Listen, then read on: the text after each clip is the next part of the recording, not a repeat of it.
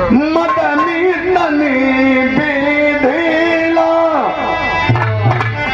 अंगे अंगे टूटे पोर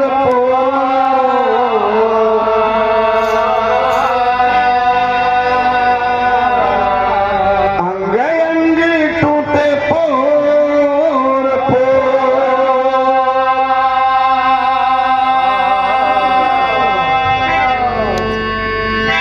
भारती मतरिया पहिरली पियरिया मटर गदिराइल फूलल तो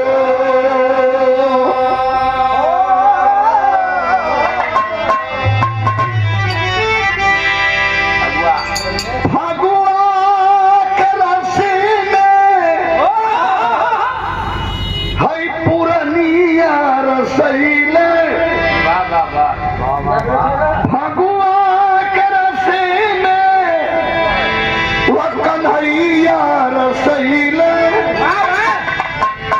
जगतपुर का कन्हैया अब उठता ही बात हो गई नवान के फाटे लागल जो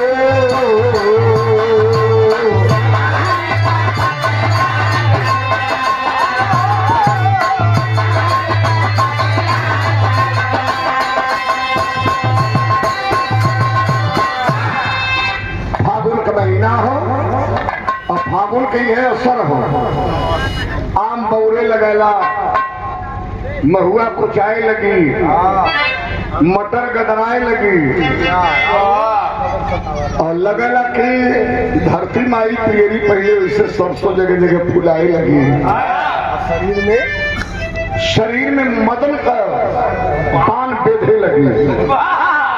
मदन का होला भैया काम वासना का पान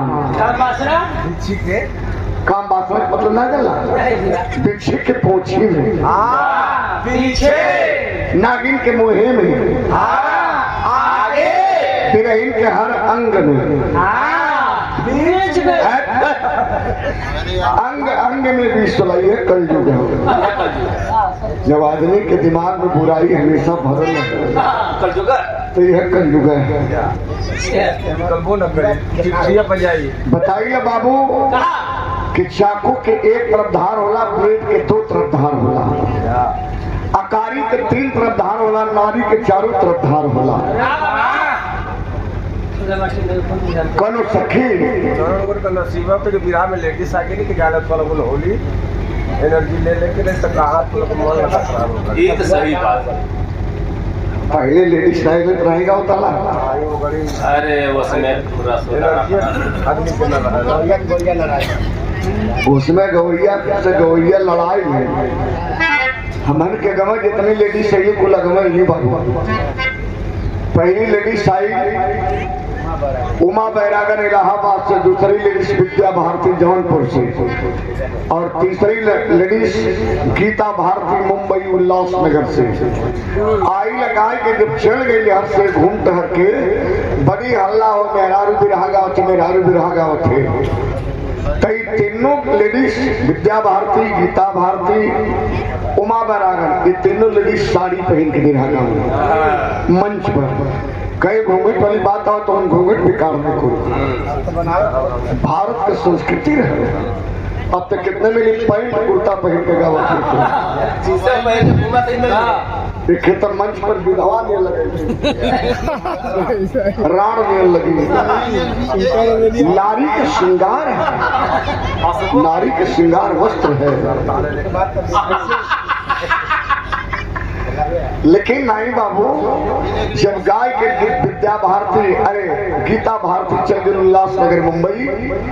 तो वही के तर्क पर गीता त्यागी निकली मोहनिया बिहार की